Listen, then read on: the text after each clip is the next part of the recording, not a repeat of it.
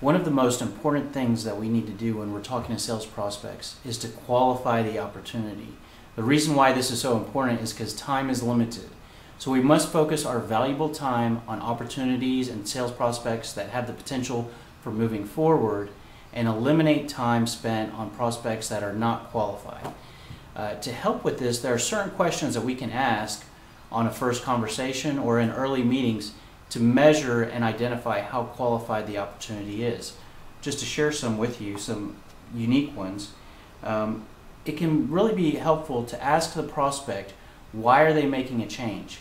If they're talking to you about your products and they're potentially going to make a change or purchase something, what is the driver behind that change?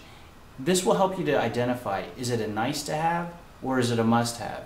That will allow you to determine how qualified the opportunity is.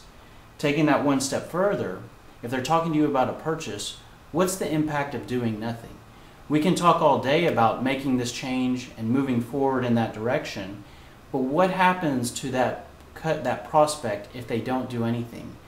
If they're running a business, does that create a very negative impact on their business if they don't make the change?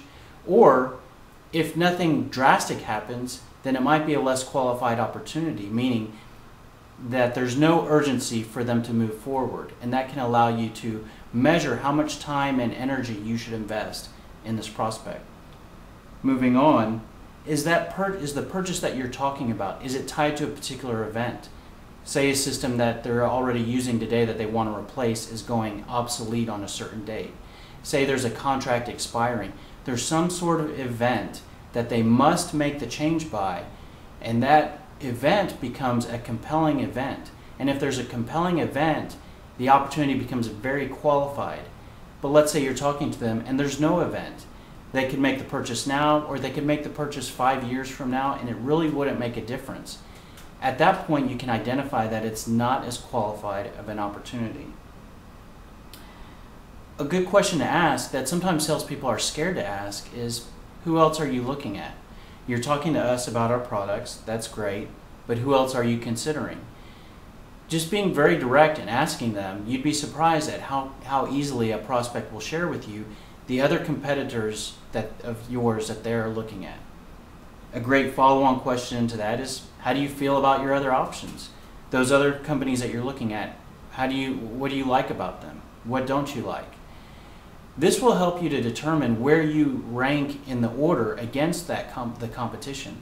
They might tell you they love the competition. They might tell you how they feel that product is better than yours. And if you can either take that opportunity to overcome that difference, or you might concede that it's a less qualified opportunity because that prospect fits better with your competition.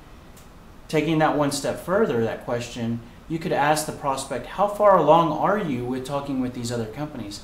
Have they been dealing with your competitors for 6 months and they come talk to you at the 11th hour? If they do, it's a less qualified opportunity. That may be a sign to you to say, this is not qualified. I'm not going to spend hours trying to send this prospect pricing information because they're obviously leaning towards the competition. Another question that you can ask is, what is the decision-making process for this purchase?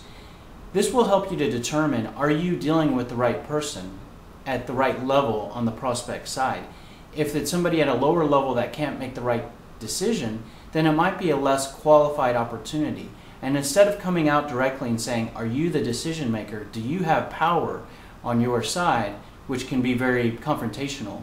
You could just ask, what is the decision-making process? And by asking that, you can determine where that person you're dealing with ranks in the organization.